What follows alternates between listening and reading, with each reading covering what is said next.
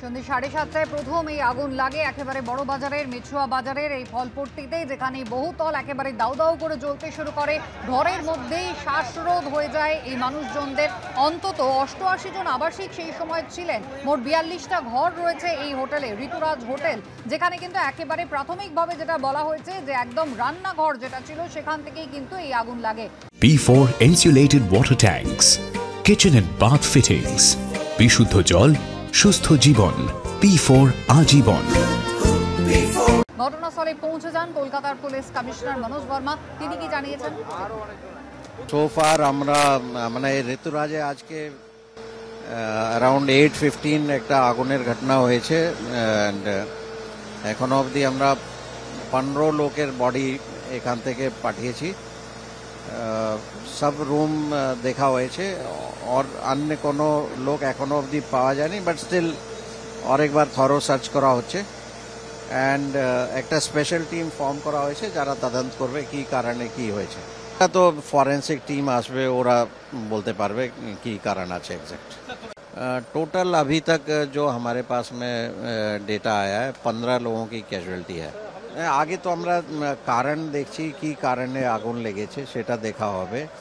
And এখানে কি কি ল্যাকুনা আছে, কেন ওদের যারা বোর্ডার ছিলেন হোটেলে ওদেরকে কেন বের করা যায়নি টাইমলি, কি কি স্টেপস যেটা অ্যাজ পার নিয়ম যেটা থাকার উচিত আর ছিল না, সেগুলো নিশ্চয়ই দেখা। ওরা পুরো ইস্যু দেখবে, মানে কারণটা কি অ্যান্ড ফায়ার প্রিভেনশনের মেজার্স কি কি ছিল, যারা এখানে বর্ডার ছিলেন ওদেরকে রেস্কিউ করা যায়নি, কি কি ডিফিকাল্টি হয়েছে, সবকিছু তদন্ত করে দেখবে। গতকালের ঘটনা আবারও আতঙ্ক ছড়িয়ে দিয়েছে স্থানীয় মানুষের মনে। কি জানিয়েছেন বিজেপি নেতা দিলীপ ঘোষ? পশ্চিমবাংলায় এরকম আগুন লাগার নতুন নয়, সেই সিপিএমের আমল থেকে বহু বাজার আগুন লেগে পুড়ে গেছে, কোটি কোটি টাকা সম্পত্তি।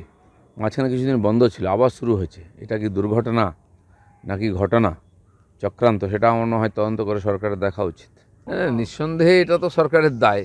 এই ধরনের ভয়ঙ্কর পরিস্থিতি বছরের পর বছর বাজারগুলো এরকম রয়েছে, যেখানে অগ্নি নির্বাপক ব্যবস্থাই নেই, যেখানে দুনিয়ার জিনিস জমা করে রাখা হয়েছে, দাহ্য পদার্থ। একটা কিছু ঘটনা ঘটলেই বিশাল ভয়ঙ্কর ঘটনা হয়ে যাচ্ছে। আর সব পুরনো বাজার, 40-50 বছরের 100 বছরের পুরনো বাড়িতে বাজার বসে, তাতে কোনো রক্ষণাবেক্ষণ নেই, সুরক্ষা নেই। এই ঘটনা চলে কি করে? ফায়ার সার্টিফিকেট না নিয়ে কি করে চলতে পারে এ ধরনের ভয়ঙ্কর সমস্ত বাজার? এই নিয়ে টানা 6 দিন কাশ্মীরে ফের সংঘর্ষ বিরতি লঙ্ঘন করল পাকিস্তান। নিয়ন্ত্রণ রেখা বরাবর বিনা প্ররোচনায় পাকিস্তান গুলি চালাচ্ছে। নওশেরা, সুন্দরবনি, আখনুর সেক্টরে রাতভর হলো গুলি বৃষ্টি। পাকিস্তানের গুলি বৃষ্টির জবাব দিচ্ছে ভারত।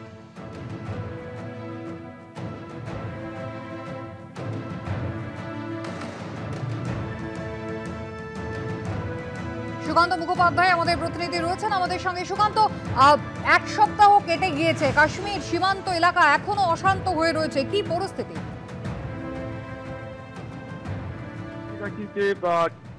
যে উপত্যকা অঞ্চল রয়েছে বা যে জঙ্গল এরিয়া রয়েছে সেখানে কিন্তু ইতিমধ্যে সেনার তরফে অভিযান চালানো হচ্ছে। অন্যদিকে এনআইএ ইতিমধ্যে তারা ইনভেস্টিগেশন শুরু করেছে। গত পরশুদিনকে তারা ঘটনা রিকনস্ট্রাকশন করেছিল বাইসারান উপত্যকাতে। গতকালকে যে জিপ লাইনের অপারেটর যিনি ছিলেন, যাকে একাধিকবার ধর্মীয় শব্দ উচ্চারণ করতে দেখা গিয়েছিল, তাকেও কালকে কিন্তু পেহেলগাম থানাতে ডেকে এনে তার জিজ্ঞাসাবাদ করা হয়েছে। কেন তিনি সেই চ্যান্টিং করেছিলেন বা ধর্মীয় শব্দ ব্যবহার করেছিলেন সেই বিষয়ে বিস্তারিত তার বয়ান নেওয়া হয়।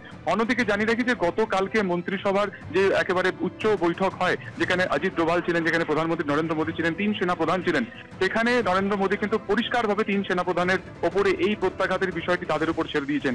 কিভাবে কোন পন্থায় কোথায় প্রত্যাঘাত আনা হবে, পুরো যে ভার বা পুরো যে কন্ট্রোল পুরোপুরি কিন্তু তিনি সেনাবাহিনীকে দিয়েছেন। এবং ঠিক তার আগে থেকে আমরা দুপুর থেকে যেটা দেখেছি যে বর্ডার যে এরিয়া রয়েছে, কুপওয়ারা, সোপোরো, সোপিয়ান, অন্যদিকে উড়ি, কার্গিল, প্রত্যেকটি জায়গায় যা একেবারে পিওকে অর্থাৎ পাক অকুপাইড কাশ্মীরকে একেবারে বর্ডার এরিয়া, প্রত্যেকটা জায়গাতে কিন্তু সেনা মুভমেন্ট ইতিমধ্যে শুরু হয়ে গিয়েছে। সেখানে কিন্তু তৎপরতা শুরু হয়ে গেছে এবং অন্য জায়গা থেকে বা ক্যাম্প থেকে সেখানে কিন্তু সেনাদেরকে তাদের যে মোতায়েন বা তাদের যে ডিপ্লয়মেন্ট তাও কিন্তু শুরু হয়ে গিয়েছে।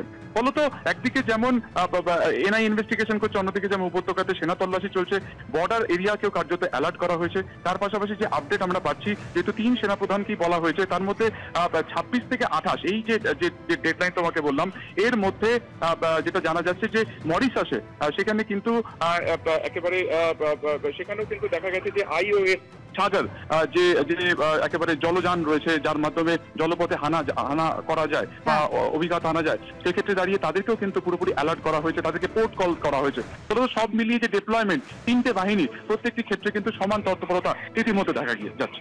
ধন্যবাদ।